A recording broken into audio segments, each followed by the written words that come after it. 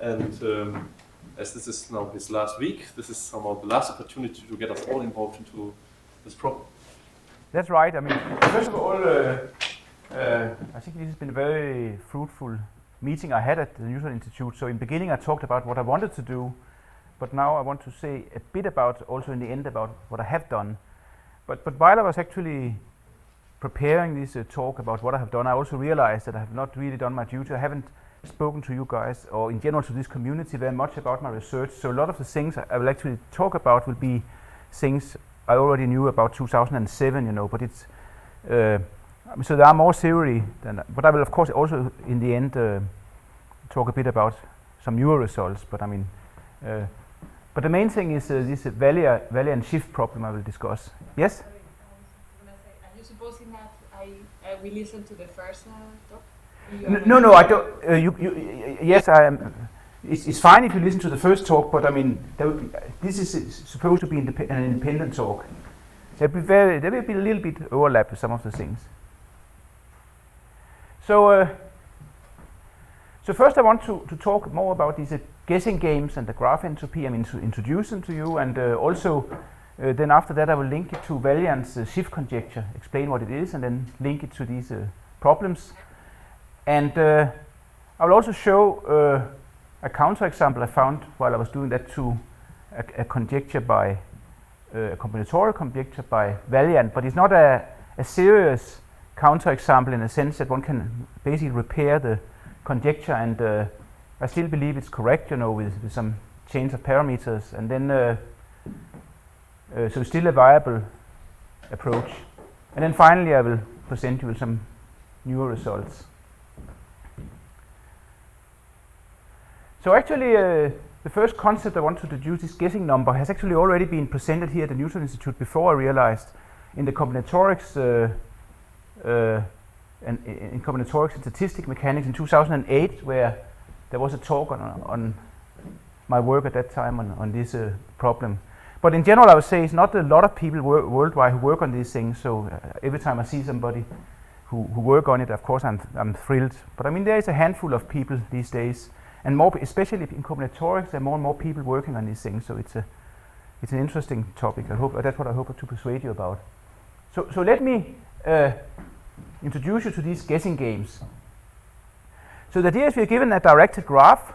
Actually, sometimes in this talk when I refer to a graph, I simply mean a directed graph. So I might sometimes say graph, but I really mean directed graph.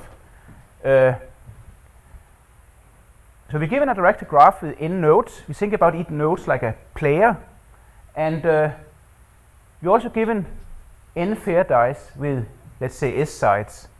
So the idea is that each player has got a dice, and the rules of the game is that the players in advance can agree on any kind of protocol they want to decide, but that's before the game starts. So when the game starts, each player will roll a die.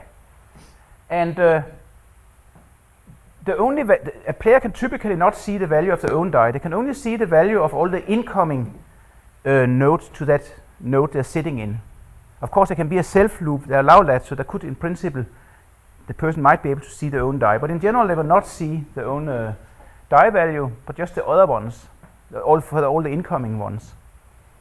And each player, I mean, you can say that it's really a task of the group. The task of the group is each player has to guess their own value of the dice. But sort of the utility function is that, I mean, the whole group get an award if they all, the no exception, all of them have to, so to speak, guess their own value correctly. And there's absolutely no communication. Sometimes it reminds people about this hat thing, but in the hats game you get a lot of information in the process by people not answering and all this. There's nothing of that sort here. It's just a single deterministic guess based on the dice values a node C. Okay? And the task is to maximize the probability that each player guess correctly the value of their own die. Now, at first it looks like, well, I mean, we ask basically what is the probability that each player gets correctly the value. That's what we want to maximize. But at first it looks like some people will probably think they misunderstood the problem, because how can they do better than let's say 1 divided by s to the power n, because it looks like, at first it looks like it's hopeless to do better than random guessing, because each player have absolutely no information about their own value. But this is actually simply a wrong answer. It turns out they can do much better than random guessing. And well, let's, for example, think about it for the complete graph on n nodes. That means it just basically means that each node can see all the other nodes except their own. Okay. So in this case, I did mention in my introductory talk a few months ago. In this case, they have a strategy that they instead of having 1s to the power n, they can do it with probability 1s. Everybody gets correct. Because what they can do when they set up the protocol in advance, they can agree, for example, to assume all of them can guess as if the sum is divisible by s. So they assume, all of them, that the sum of all the values of the dice, all the dice values, they assume that can be divided by s. That's the assumption they make. Of course, it might not hold. But the point is that every time it actually holds, every single individual will get their own value correct. Because they see all the other values and they simply guess according to, they can work out what, if the sum is divisible by s, they can work out what they would have under that assumption. And every time the assumption holds, all of the players will guess correctly. So that means that so if you have n players, in general they can do with probability 1s, 1 divided by s. Yes? I'm missing something. What does the graph have to do with guessing? Well, in this version I just gave, it was for the complete graph. So in this case, each player can see all of them, but the graph tells you... So each player is on a node. Yeah, each player has a node, and the dice values a player can see is all the incoming nodes. So in general, you cannot see all the other dice values. The example I just gave now with this 0 mod s strategy, that's applied to the complete graph where you can see all the other values. But of course, if you can't see all the other values, this strategy would be useless because you wouldn't know what the sum is mod s. I mean, you wouldn't be able to use that assumption if you're missing some other values. But for the complete graph,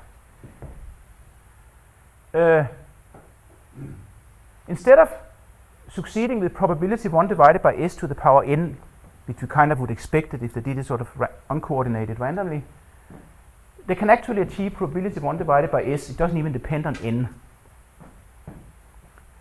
So you can say that simply by cooperating, the players can succeed with a probability that is s to the power n minus 1 times more likely to succeed than just the uncoordinated. And that factor n minus 1 plays an important role because that is what is defined as a guessing number of the graph. So the complete graph on n nodes has guessing number n minus 1.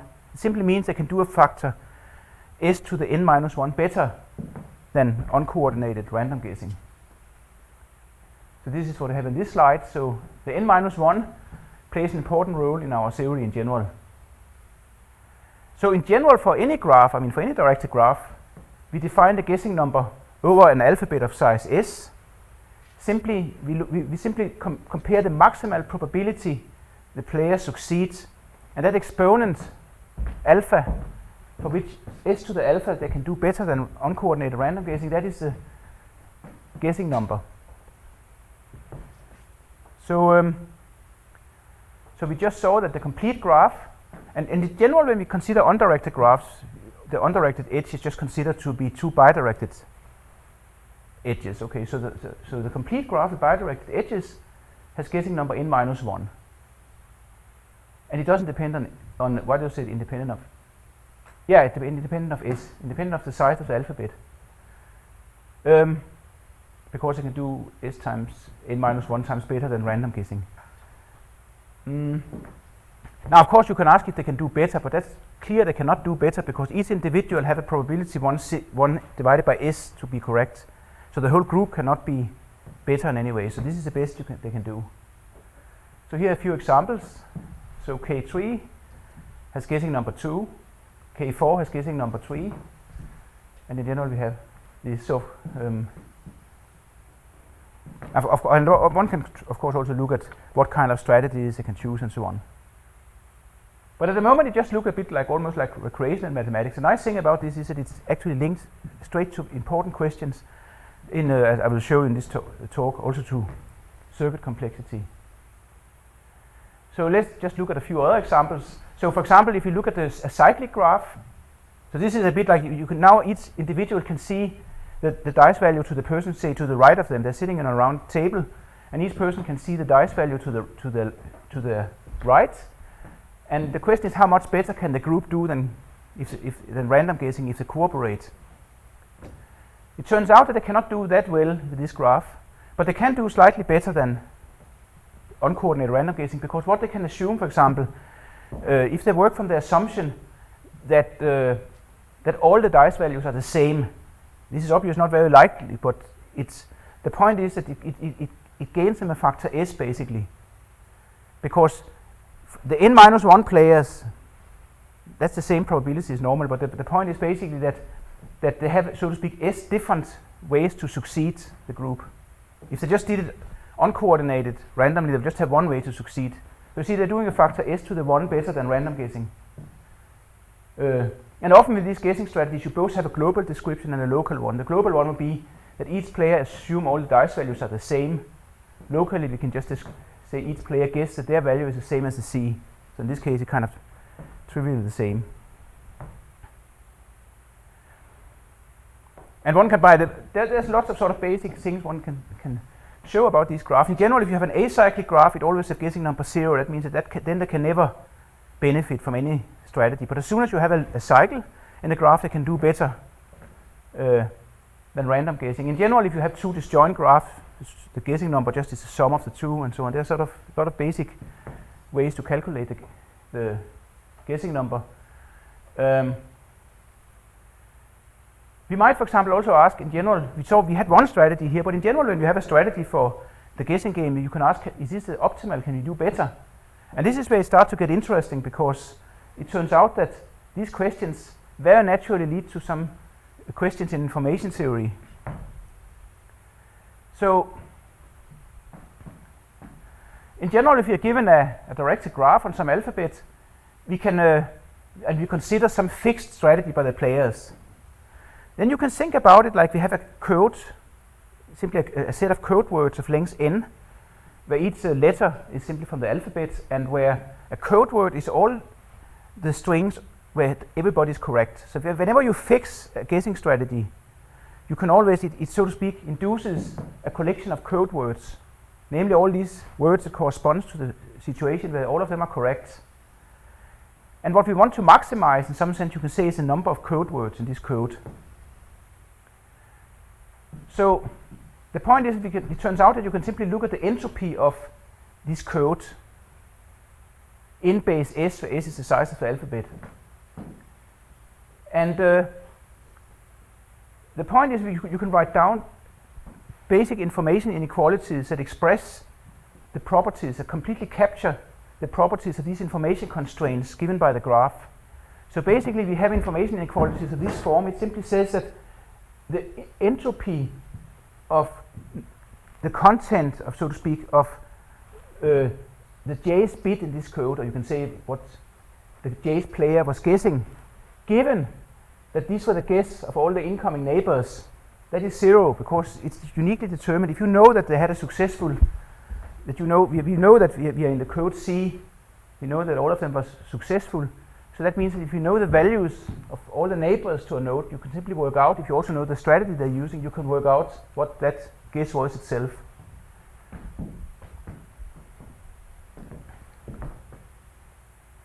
So to see how this works in practice, let's look at this single loop. And we know that we had a strategy that achieved guessing number 1. That was the one where they just guessed the one to the right of them.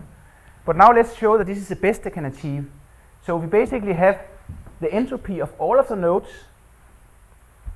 and the space, well, okay, maybe I can say it's a footnote. It might be helpful to think about it like you have, like the whole graph is like a physical system. Each node is in some state, S states, and you can think about the guessing strategy as a natural law. So in each node you have sitting some kind of law that depends on all the states of the neighboring nodes. And we have something a bit akin to the second order, or the second law of thermodynamics, that the system, the laws are so to speak designed such that the entropy of the system is maximal. So you can think about it like that.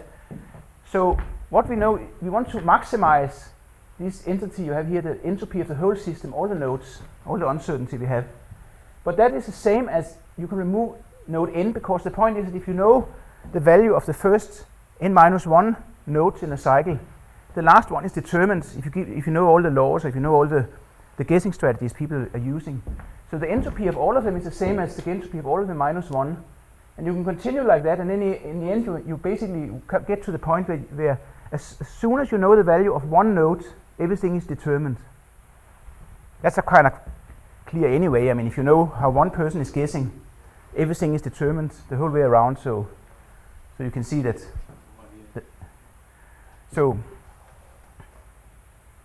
But here's a less trivial example. If you look at the pentagon C5 with bidirected edges,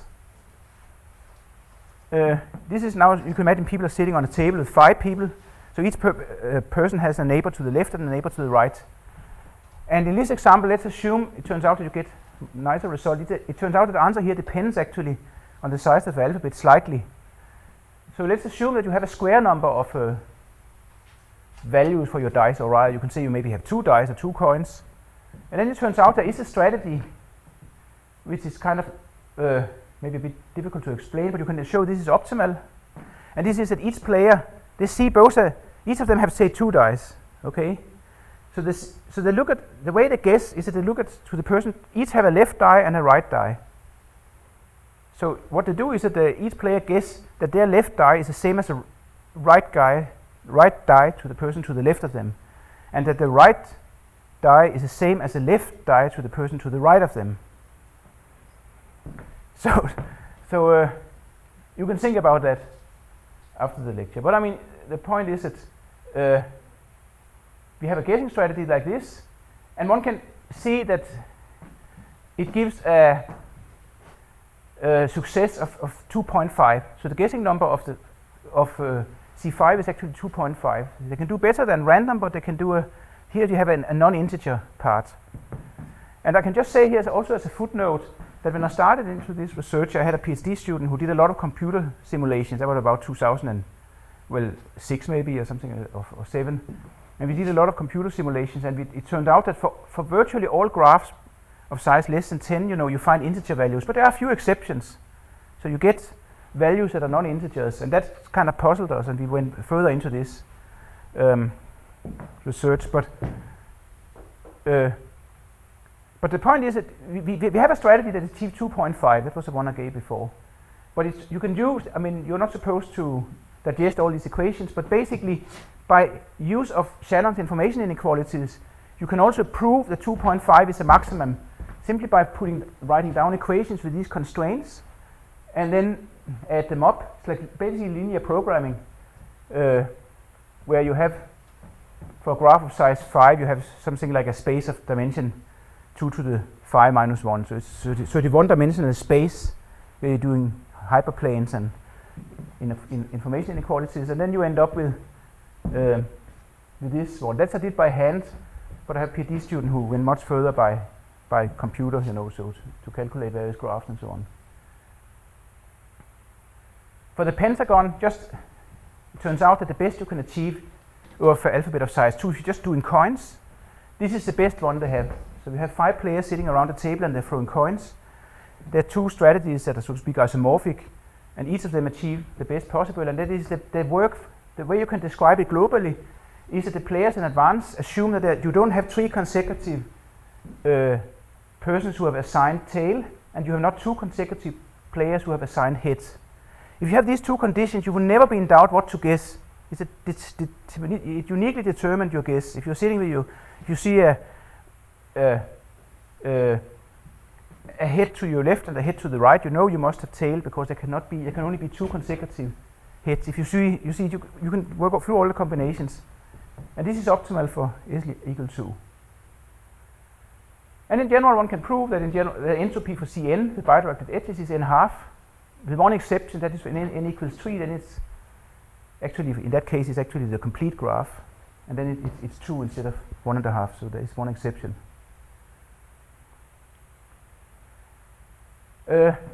One can also define, this is very useful when you do these things, you can call it kind of the pseudo entropy of these directed graphs. That you get by using Shannon's information inequalities and simply define the entropy of the graph as a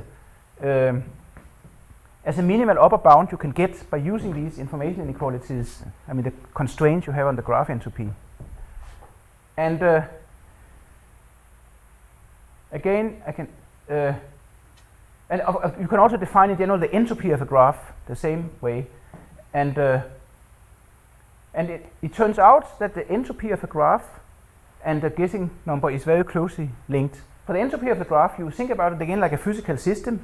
In each node you have like a physical state, and you have these constraints that a state depends on all the incoming states, and you want to maximize the entropy of the whole system, so we want to have laws, so to speak, that maximize the entropy of the system, and then we get this result that the graph entropy of a directed graph is actually the limit you get from in the guessing game when you let the size of the alphabet go to infinity. So anyway, so now, so this is all history, but let's see, I want to say a bit about what happened. That happened basically in 2007 and before. But since that I have worked on this problem with, say, 2 PhD students and a number of postdocs also, and also other collaborators. And in most of it fell within an EPSERC project called Information Flows and Bottlenecks, Information Bottlenecks. So we are a number of people who are working on these things, but the point is that the general world doesn't know so much about it. So let me just mention some results. You can look at some people have investigated ordinary graph, not undirected graph, but just in general graphs, and they show that perfect graphs, these are graphs with a monochromatic number for agree with the largest clique size, and this you also do it in all induced subgraphs. So they show that perfect graphs, they have a guessing number given by the max clique cover. Basically, you can say it in other words, if you have a general graph and you think about the players, the best strategy is basically to group people in cliques and use the clique strategy. And then you just is doing it in the case that you get the maximum. I mean, you want to get the fewest number of cliques actually. So you want to maximize the guessing strategy you get that way. But there are some open questions we have worked quite a lot on. One is for general graphs, is if the guessing number is always the fractional clique cover, and so on. And the big question is also whether a graph and its reverse also always have the same entropy. This is kind of mysterious, some of this, because, for example, also the pseudo entropy, that you do the calculations for the graph and you also do the calculations for the reverse graph. The calculations are very different in the 2 cases, but somehow you always end up with the same results, and we cannot explain that really. But it seems like you always end up with the same result, but there could be counterexamples, but it has been tested for virtually all graphs up to size 10, I think, at least by computer. So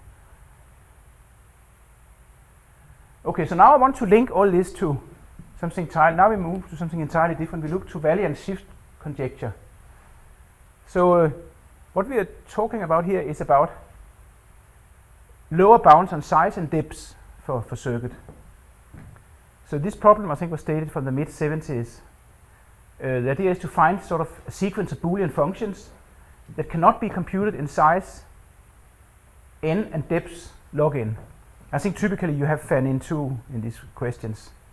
I look through the literature. But I mean, basically, these questions are also open today. So this is like the constraints both on size and depths. And the shift problem, what Valiant proposed in, I think it was in 77 in a paper, he considered the following problem. You're given a Boolean function from basically n variables to n variables. You have a bit extra variables from the input. And the idea is basically you want the function basically shifts the variables by the amount specified by this, so to speak, small amount of header bits. So you're basically given an index j, and the task is to shift the input string with j places cyclically. And Valiant here asks if this can be computed in size O of n and depth O of log n. And this is a problem I want to address here. So then in 92, I mean like 15 years later, Valiant, he wrote another paper where he did discuss that conjecture also. And he stated a combinatorial conjecture, a plausible looking combinatorial conjecture that would imply lower bounds on the shifting and sorting type of algorithms. So Valiant's conjecture is stated that if you have a bipart graph which is sort of sparse, it has n to the say 1 plus epsilon edges. Think about it like you have like the inputs on the top of this bipart graph and you have the output at the bottom, but you have a very sparse graph. Then his conjecture is that you can find a cyclic shift such that in Valiant's term the graph does not realize that shift within half common bits, and that means the common bits are some bits where you send information about all the inputs through a channel that has n half bits, and this has been broadcast to all the outputs. So the outputs have access to both the specific connections they have to the inputs from this sparse graph, but they have also access to this public channel where they have n half bits. And of course, how you encode information in half bits, that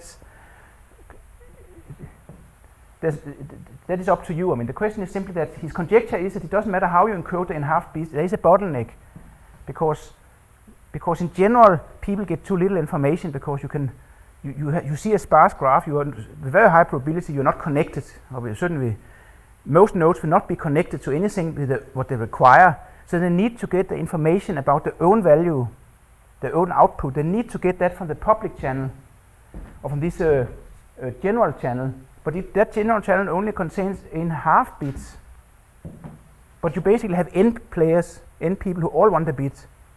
So it looks like there's clearly an information bottleneck there.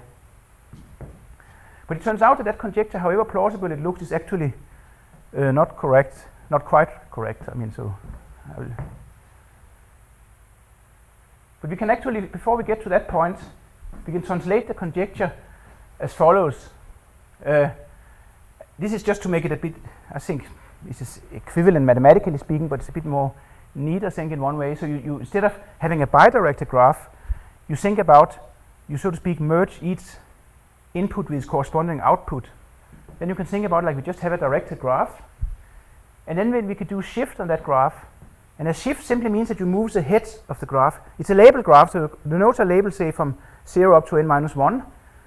And a shift simply means that you take the head of the tail of an arc stay the same, but the head is moving according to the shift. So what typically happens when you shift a directed graph like that is that it sort of changes. You go through lots of different, typically non-isomorphic graphs when you do the shifts.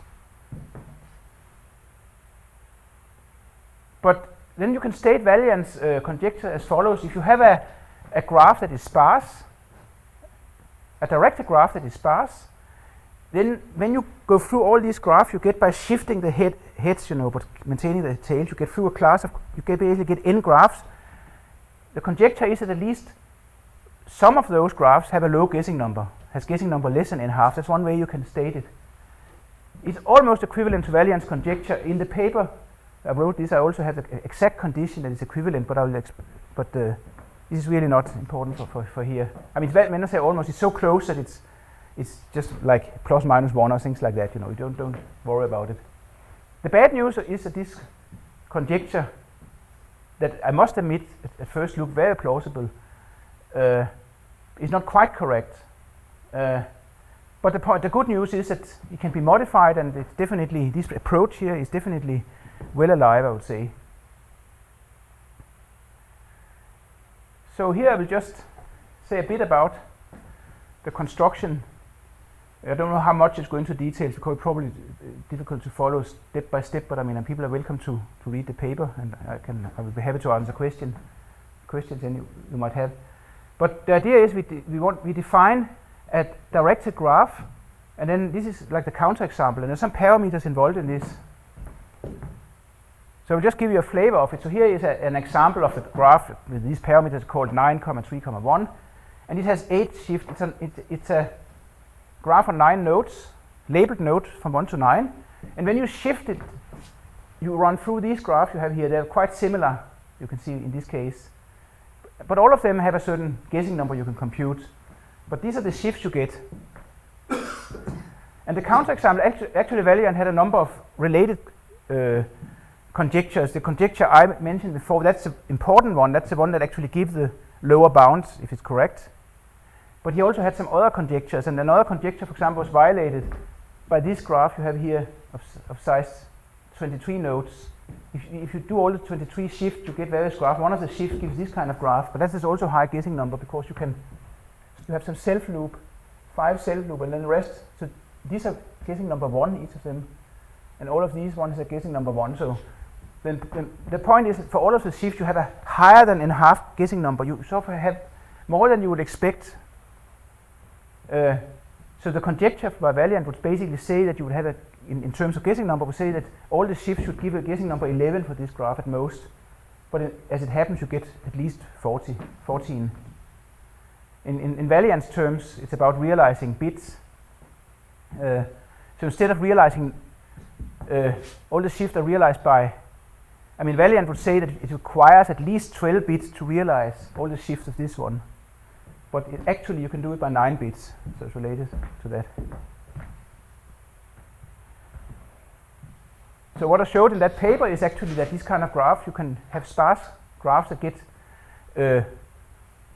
that are realized, so to speak, by n minus epsilon half common bits. So it's pretty close to n half, but it just shows that it's slightly off. So you can, but it turns out that the viability of this conjecture is still open because each of the following 2 conjectures implies the lower bound we're looking for example. And actually, even weaker versions of the conjectures will apply it also. I'm just writing one version here. So this is basically that if you have if you have a sparse graph on n nodes, the point is basically that then you can always find a shift such that you don't get a guessing number that is very close to n, to the maximum, to the full clique.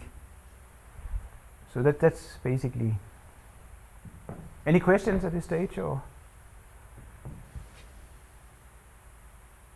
So, and you can also state it as this conjecture, simply saying that if you have a directed graph, it's sort of sparse in the sense that it has its most into the 1 plus epsilon, but I think you can even go much higher up there and it will still be true. If that graph doesn't have self-loop, that means that nobody can see their own value. And they don't have bidirected edges, that means you don't have them in pairs, so you have 2 people who just can see each other's values. Then I claim that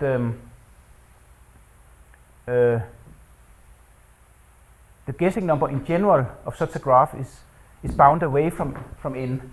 It's significantly, so to speak, less than the clique. For the clique, they can use this strategy you saw. But for this type of directed graph, where they don't even have cliques or anything, the conjecture would be that they cannot get close to the maximal. It's simply, however much they try to cooperate, they cannot achieve such a high guessing number. But if that is true, actually, however plausible it looks, it's not easy to prove, actually. And if it's true, actually, it gives this lower bound for the shift problem.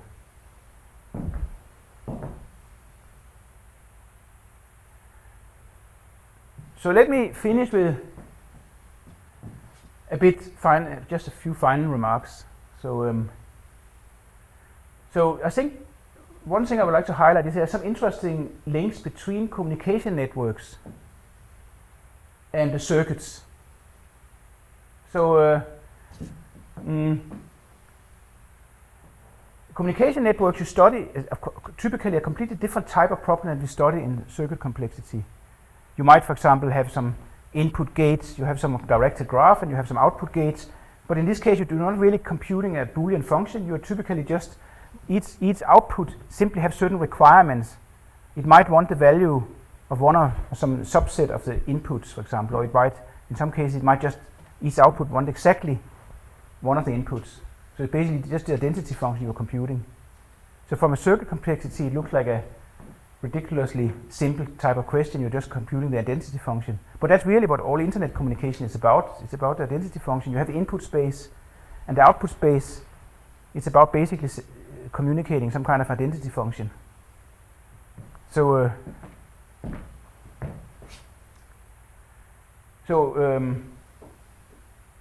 one problem I also worked quite a lot on, that was actually when I worked on this problem, I came up with these guessing games and so on. That was the matrix transposition problem. But this can also be viewed as a kind of reverse engineering problem in communication networks. Another example is this thing called, what people in jargon, technical jargon in network coding would talk about multi-user, multiple unicast problem. That means you have k users and k friends, and they are paired up, and the task is to send information from the users to the receivers. But you see, from our perspective in circuit complexity, this is just about computing the identity function.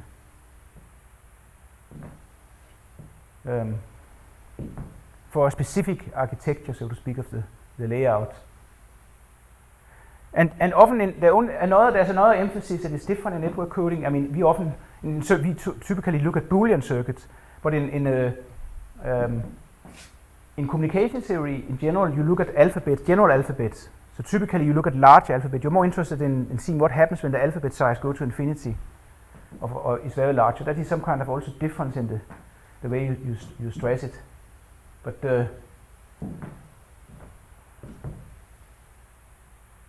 let me see, what did I want to say? So yeah, maybe I can. Okay, so you might ask, what is the complexity, for example, of determining whether if you are given such, if you have such an identity function, you're given a circuit basically, or rather the architecture of a circuit. You're given an acyclic graph with n inputs and n outputs, and you want to find out, can you choose Boolean functions for each of the nodes, such that you compute this identity function. And that might be undecidable if you don't fix the alphabet in advance. This is a big open question. Very clever people have already thought about this, and it's still open. I mean, so it's like so this question is open. So we don't know anything about the complexity, but of course, if you fix the size of the alphabet, it's a different type of question.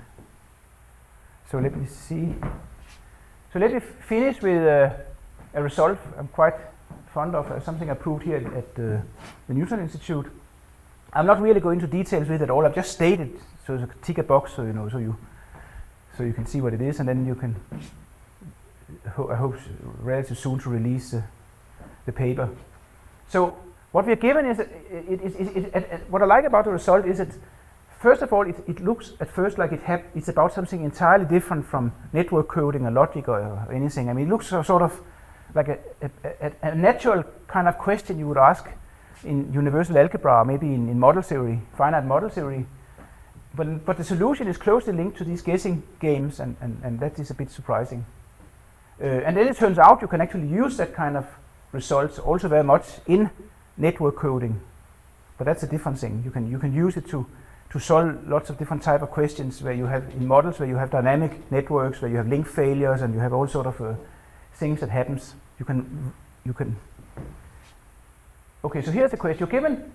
Think about logic. You're just given a sort of a finite language with some function symbols, and in that language we have some term equations we've written down. You're given like k term equations, and let's say we have variables x1 up to xn. So these are all just basic logic. You're given these term equations, and we want to maximize. We fix a size s, which is going to be the size of like a universal algebra where these function symbols are interpreted. But we want to interpret the function symbols in such a way that we have the maximum number of solutions to these equations.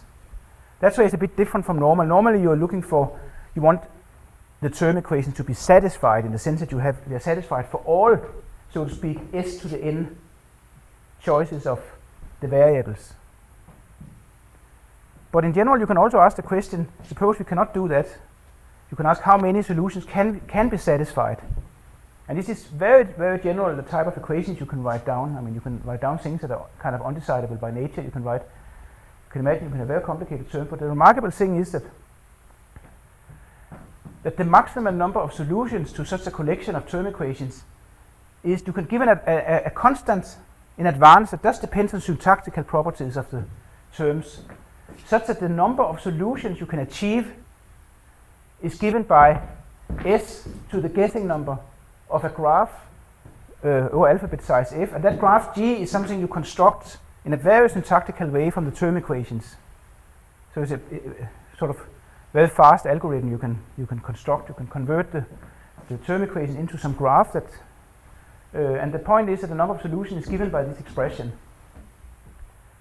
And I think that's kind of interesting that the guessing number pops up in some sort of a different context, you know, where you just are counting solutions to in universal algebra.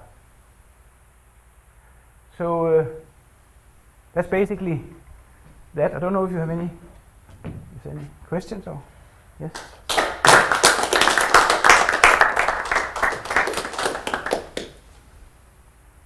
Any questions?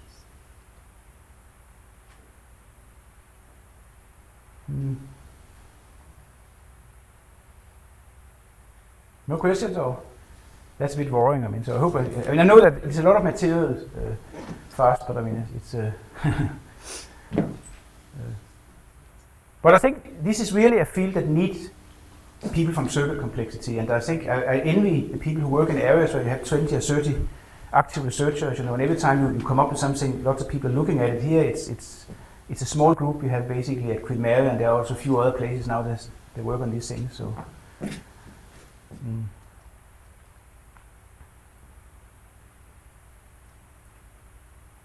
Okay, so. Question then, let's. Okay,